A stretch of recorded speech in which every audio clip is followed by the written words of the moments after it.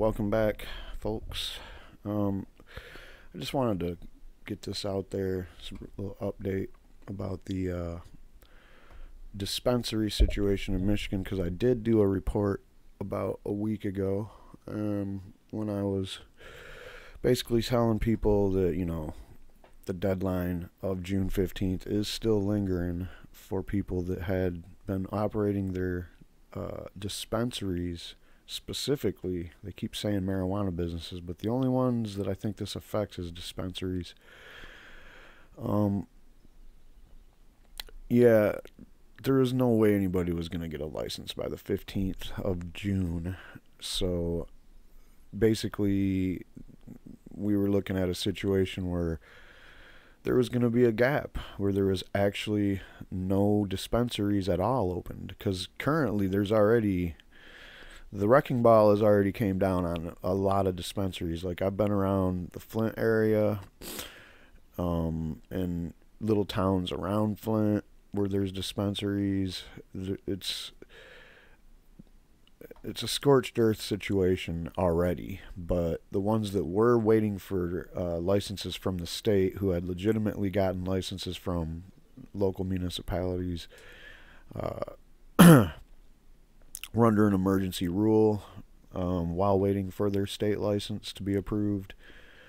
And that rule said that on the 15th, even they had to close. So let's check out this article. Oh man, I hate this free press crap. So here's the article. And this is why we get our news on YouTube, guys, because mainstream media, they don't even know how to do a website.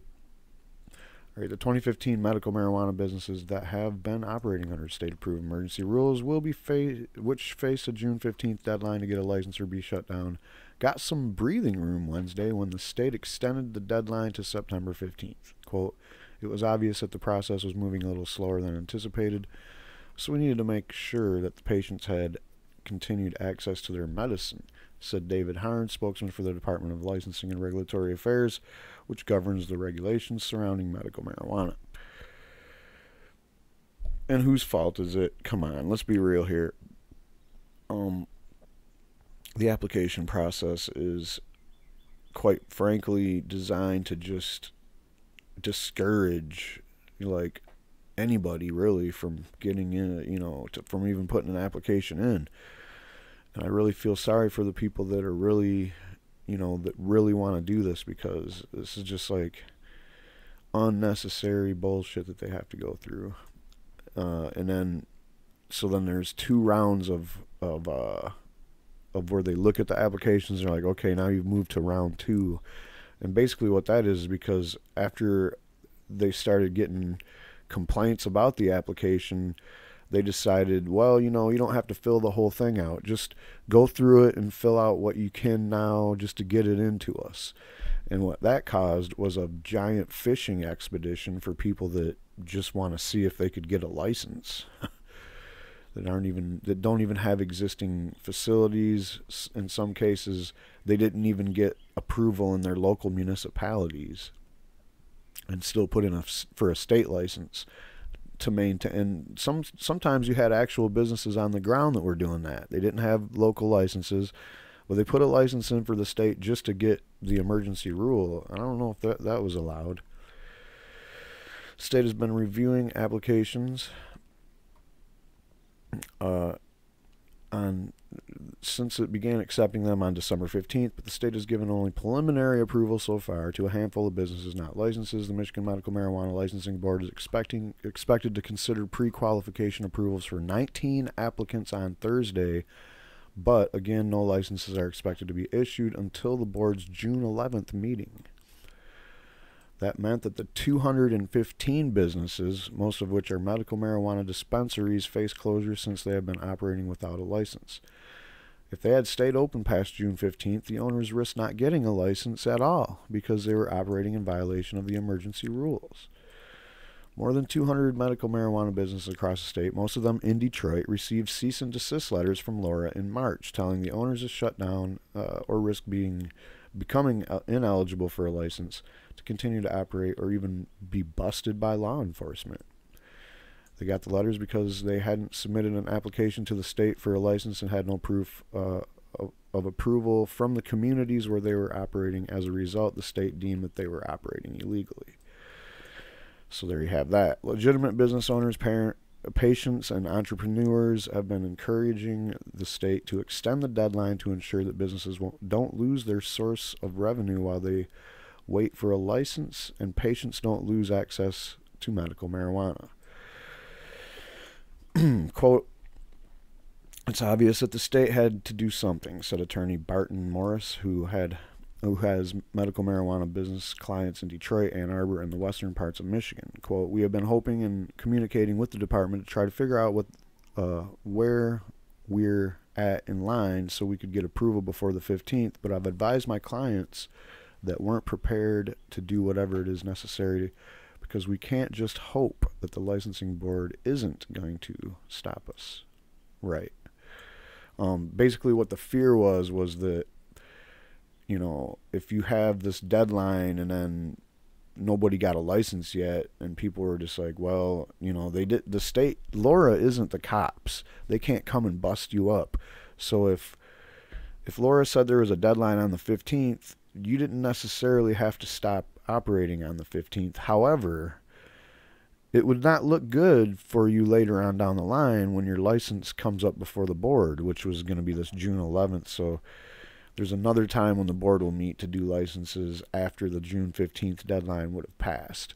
And it kind of would have been like a catcher's net, is what people running dispensaries under the emergency rules felt like. Like, oh yeah, I'm either A, I stop operating and lose all my money and possibly all my business until whatever time in the future when they approve it, if they do, and B, now they're looking at me like, oh, you were operating and past the deadline. So since it was the state's fault all around for these applications not getting any approvals yet, yeah, that would have been total bullshit.